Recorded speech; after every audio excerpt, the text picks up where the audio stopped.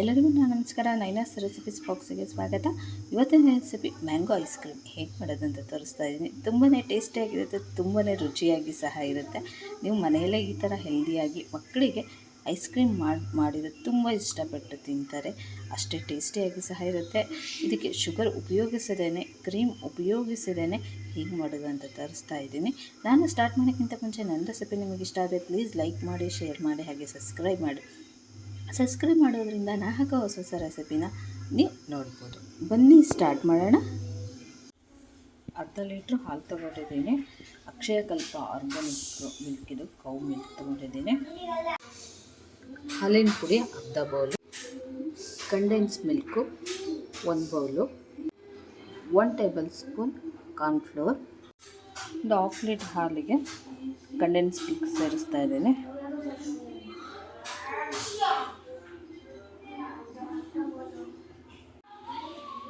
Milk powder, cornflour ಇದಿಷ್ಟು ಹಾಕಿ ಚೆನ್ನಾಗಿ mix ಮಾಡಬೇಕು. ಮಿಕ್ಸ್ ಮಾಡೋಣ.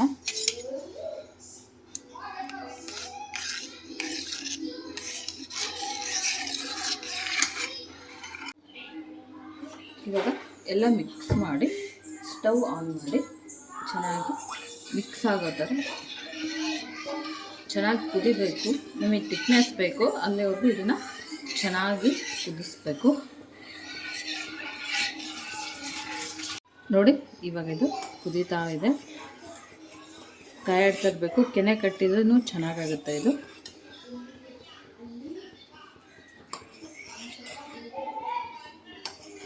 ಈ ಥರ ಕುದಿಯೋವರೆಗೂ ಲೋ ಫ್ಲೇಮಲ್ಲಿಟ್ಟು ಕುದಿಸ್ಬೇಕು. ಹೈ ಫ್ಲೇಮಲ್ಲಿಟ್ಟು ಆಮೇಲೆ ಲೋ ಫ್ಲೇಮಲ್ಲಿಟ್ಟು ಚೆನ್ನಾಗಿ ಕೈಯಾಡ್ತಾ ಇರಬೇಕು ಆವಾಗವಾಗ. ನೋಡಿ, ಚೆನ್ನಾಗಿ ಕುದೀತಾ ಇದೆ. ಇದೇ ರೀತಿಯಾಗಿ ಕುದಿಬೇಕು. ಕೆನೆ ಇದ್ರೇ ಚಂದ. ಇದನ್ನೇನು ನೀವು ಇದನ್ನು ಮಾಡೋಕ್ಕೆ ಹೋಗ್ಬೇಡಿ.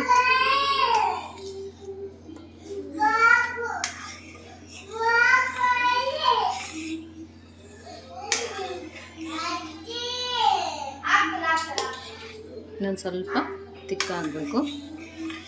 ಅಲ್ಲಿವರೆಗೂ ಕುದಿಸ್ಬೇಕು.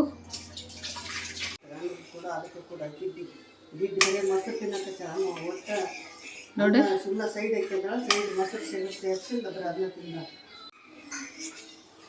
ನೋಡಿ ದಪ್ಪ ಆಗ್ತಾ ಇದೆ. ಇವಾಗ ಇನ್ನೊಂದು ಸ್ವಲ್ಪ ಆದರೆ ಆಯಿತು.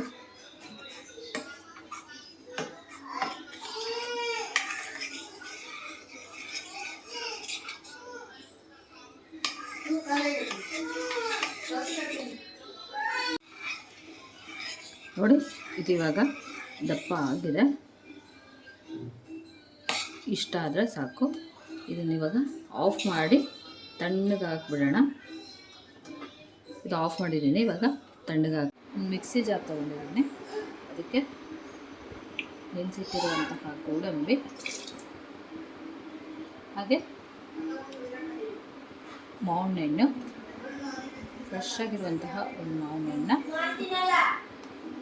ಹಾಕಿ ಒಂದು ಸಲ ಮಿಕ್ಸಿ ಮಾಡ್ಕೊಂಬರೋಣ ಚೆನ್ನಾಗಿ. ನೋಡಿ, ಇವಾಗ ಇದನ್ನು ಮಿಕ್ಸಿ ಮಾಡ್ಕೊಂಬಂದಿದ್ದೀನಿ. ಇದಕ್ಕೆ ಇದು ನಾವು ಮಾಡಿದ್ವಲ್ಲ ಹಾಲು ಕುದಿಸಿ, ಇದು ಇವಾಗ ತಣ್ಣಗಾಗಿದೆ. ಇದನ್ನು ಇದಕ್ಕೆ ಹಾಕ್ತಾಯಿದ್ದೀನಿ. ನೀಟಾಗಿ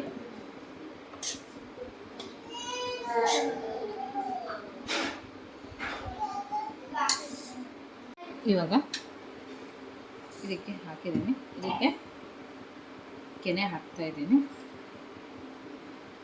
ಹಾಲು ಕಾಸಿ ಬಿಟ್ಟಿರ್ತೀವಲ್ಲ ಆ ಕೆನೆ. ಇದನ್ನು ಮತ್ತೆ ಒಂದು 30 ನಿಮಿಷಗಳ ಕಾಲ ಮಿಕ್ಸಿ ಮಾಡಬೇಕು. ಇದು ಮಿಕ್ಸಿ ಮಾಡ್ಕೊಂಬರ್ತೀನಿ. ನೋಡಿ, ಇದು ಇವಾಗ ಮಾಡ್ಕೊಂಬಂದಿದ್ದೀನಿ.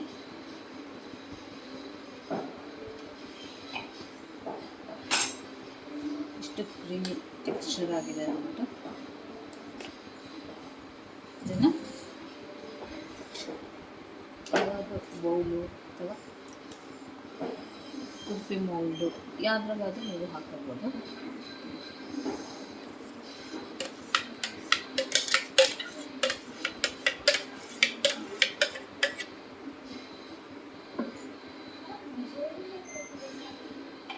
ಇದನ್ನು ಕ್ಲೋಸ್ ಮಾಡಿ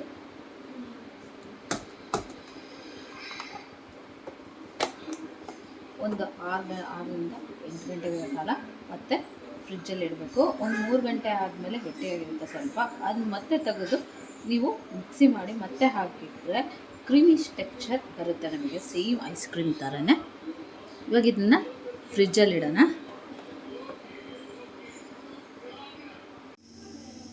ನೋಡಿ, ಮ್ಯಾಂಗೋ ಐಸ್ ಕ್ರೀಮ್ ರೆಡಿಯಾಗಿದೆ. ಎಷ್ಟು ಚೆನ್ನಾಗಿದೆ ಅಂತ ತೋರಿಸ್ತಾ ಇದ್ದೀನಿ.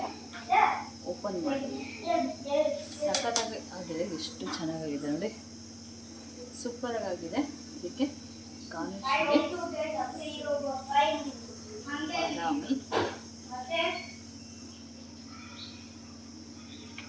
ಮನೇಲಿ ನೀವು ಈ ಥರ ಹೋಮ್ಮೇಡ್ ಆಗಿ ಈ ಬೇಸಿಗೆಗೆ ಈ ಥರ ಮಕ್ಕಳಿಗೆ ಮಾಡಿಕೊಡಿ, ಖಂಡಿತ ಇಷ್ಟಪಟ್ಟು ತಿಂತಾರೆ.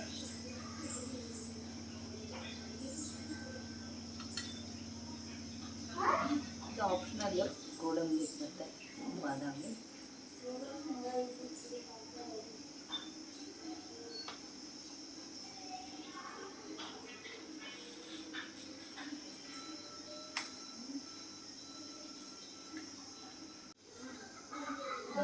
ಆಗಿದೆ. ಒಂದು ತಟ್ಟೆ ನೀರು ತಗೊಂಡು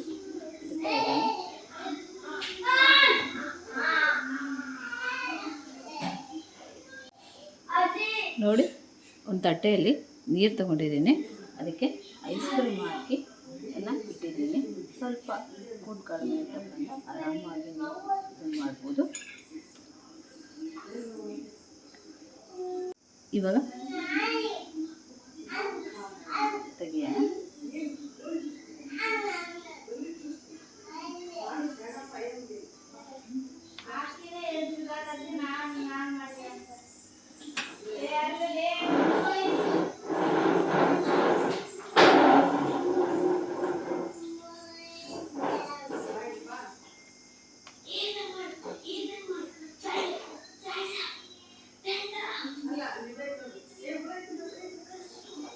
ಬೌಲಿಗೆ ಹಾಕ್ತಾ ಇದ್ದೀವಿ.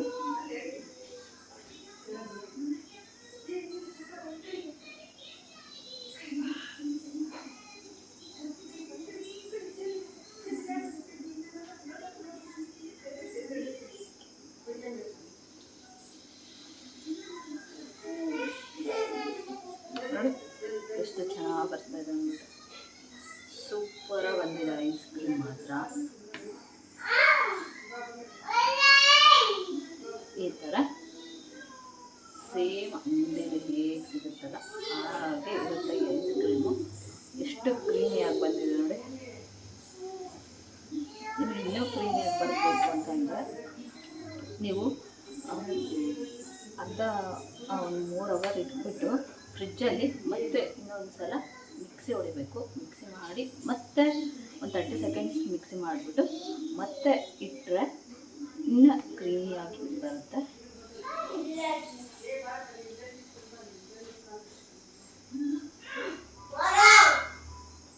ನೋಡಿ, ಸೂಪರ್ ಆಗಿದೆ.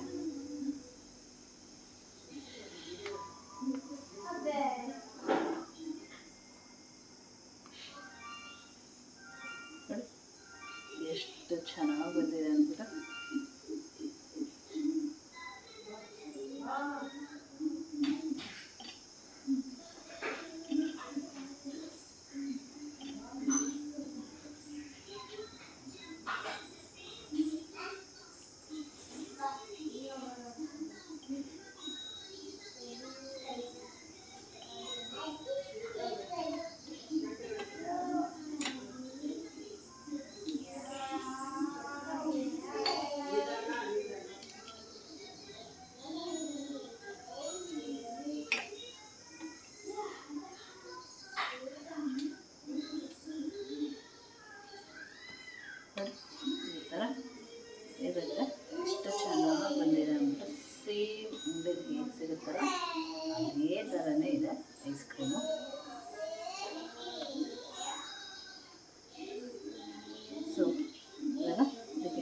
ಮಿಶ್ರಣಿಗೆ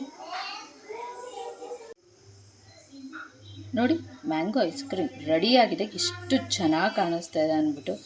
ಸೂಪರಾಗಿರುತ್ತೆ ಈ ಮ್ಯಾಂಗೋ ಐಸ್ ಕ್ರೀಮು. ಈ ಬೇಸಿಗೆಗೆ ಈ ಥರ ಮನೆಯಲ್ಲೇ ಹೋಮ್ಮೇಡಾಗಿ ಐಸ್ ಕ್ರೀಮ್ ಮಾಡಿಕೊಡಿ ಮಕ್ಕಳಿಗೆ, ಖಂಡಿತ ಇಷ್ಟಪಟ್ಟು ತಿಂತಾರೆ. ಅಷ್ಟು ಟೇಸ್ಟಿಯಾಗಿರುತ್ತೆ, ಅಷ್ಟೇ ರುಚಿಯಾಗಿ ಸಹ ಇರುತ್ತೆ. ಶುಗರ್ ಇಲ್ಲದೇ ಹಾಗೆ ಕ್ರೀಮ್ ಇಲ್ಲದೇ ಹೇಗೆ ಮಾಡೋದು ಅಂತ ತೋರಿಸ್ತಾ ಇದ್ದೀನಿ. ತುಂಬ ರುಚಿಯಾಗಿರುತ್ತೆ, ತುಂಬಾ ಟೇಸ್ಟಿಯಾಗಿ ಸಹ ಇರುತ್ತೆ. ನನ್ನ ರೆಸಿಪಿ ನಿಮಗೆ ಇಷ್ಟ ಆದರೆ ಪ್ಲೀಸ್ ಲೈಕ್ ಮಾಡಿ, ಶೇರ್ ಮಾಡಿ, ಹಾಗೆ ಸಬ್ಸ್ಕ್ರೈಬ್ ಮಾಡೋದ್ರಿಂದ ನಾ ಹಾಕೋ ಹೊಸ ರೆಸಿಪಿನ ನೀವು ನೋಡ್ಬೋದು. Thank you.